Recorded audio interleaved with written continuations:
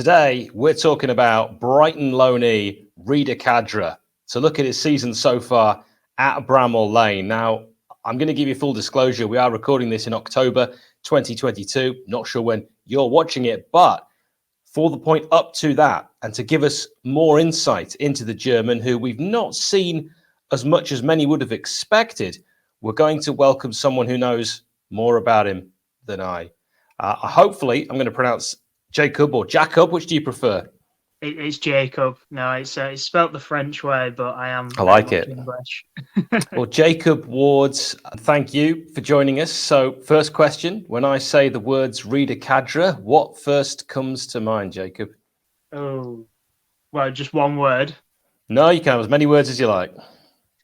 Well, I'd say inconsistent. I think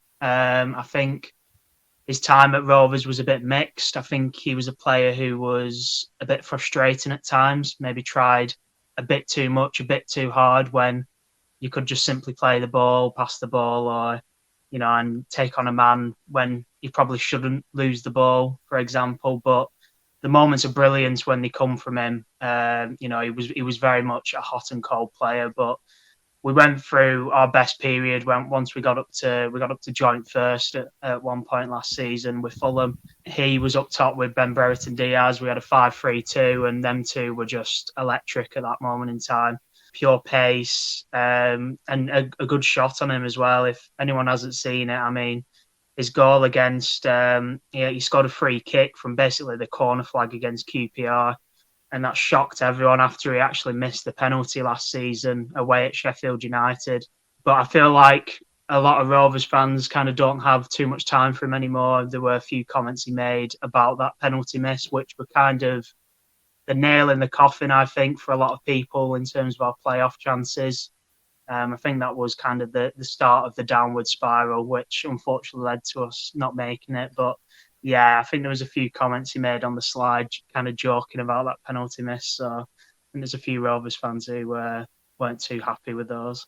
Yeah, I've seen those comments. I think REDA was joking. I think sometimes with football, jokes don't go down very well. People take their football very, very seriously. And I'm going to ask you this one to look at from afar. REDA Khadra, what have you made of his time at Bramall Lane so far? And that's obviously quite an unfair question because you're not watching Sheffield United week in, week out, but I'm sure you've kept a little eye on him. Yeah, I mean, when I watched him obviously I went to Bramall Lane, as mentioned. I think he struggled a bit in that game. I think he was very much trying to get the goal. I think that was his first start actually for Sheffield United, if I'm right. I think he were put in there with kind of a point to prove and kind of take it to us after he did get a bit of stick off our fans after those comments. And again, I think it was a case of him trying a bit too hard, as I mentioned. I think he was desperate to kind of get that goal against us. You've mentioned before he's been struggling for game time. Obviously, you've got much more quality and depth than we do at Rovers. So I'm not exactly surprised. You've got quite a lot of big names up there, McBurney and whatnot. So yeah, I mean, he is a young talent, but like I said, he's very hot and cold. But if he can get in the team and take his chance at one point, he will get you points. But yeah, I'm not exactly surprised he's struggling, to be honest. Well, I like hearing the positivity that, if he does get game time, he can win us points. Okay, what is his actual best position, in your opinion? So I was thinking about this before I come on, because he did play a lot on the wing for us, like a left winger, cutting in on that right foot. There was a brilliant ball he actually put in against Preston at home for 𝗍𝗿𝗿𝗃𝐻𝐵𝐿. He knocks it in with his head. He has got a cross on him, but like I mentioned before, I think the best I saw him was the 5-3-2, him playing up top with another man, big man, little man kind of thing with Diaz. There was a really good goal he scored at Stoke away from like probably 20 odd, 30 yards out, just finds the bottom corner. He can finish, to be fair to him. So I'd say a striker, to be fair, but I mean he can quite easily play on that left wing. He's probably more got obviously the physique more for that, but I think the best I saw him in a Rovers shirt was up top with Diaz in a 2. He's more likely to get game time as a striker. Sheffield United very rarely, certainly these days, play with wingers. I must admit, I was quite surprised when we signed him, but also at the same time, I thought Paul Heckingbottom must have a plan for him. the longer that's gone on, I'm not quite sure what that plan was. Do you think back to matches where he went missing for Blackburn Rovers? And if you do, are we talking just the odd game here and there, and every player can go missing in a few games? Or over the piece, was it quite a few games? Maybe you could even put a percentage on it. If I was to put a percentage on it, I'd probably say half the games he started, he'd probably go missing. Wow. There were a lot of times where he'd come on, to be fair, and he'd always come on and make an impact. He is obviously kind of that type of player with the pure pace, the trickery, whatnot. If you're bringing him on, he's always going to make an impact. He's always going to get fans off the seats, which he certainly did at Ewood Park. But I feel like that type of player, it needs to be the right sort of game from when they're starting. And if they're just kind of not feeling themselves, they can go missing. We've got a similar sort of player, 𝗍𝗿𝗄𝗎. He's very much the same, pure pace, trickery. And a lot of the games he starts, you'd forget he's on the pitch, invisible. And I think 𝗍𝗿𝗂𝐺 is very much the same in that regard. So I think if he can get a bit of confidence up off the bench, maybe grab a goal or two, and then maybe test the waters with him in the starting team. But yeah, I would say about half the games he played from the start, he'd go missing, in honesty. Really wasn't expecting that. And, we've seen examples of him being that impact sub already. And he had a massive impact away at Swansea. We're hoping to see more of that, but maybe that's interesting. Maybe that's the way he should be utilised. I mean, overall, what did the majority of Rovers fans make of his time at Ewood Park? I think before the comments, I think they were very happy with it. I think a lot of fans were kind of on Twitter saying, why don't we go to Brighton? We'll have Van Eyck and Kadra for Diaz and maybe a bit of money, something like that. So obviously when you're wanting a player back after a loan spell, that can only mean good things. He's obviously very young. He's a raw talent still. I do question whether he will become a Premier League player. I think he needs to get a bit more consistency in his game for him to make that jump.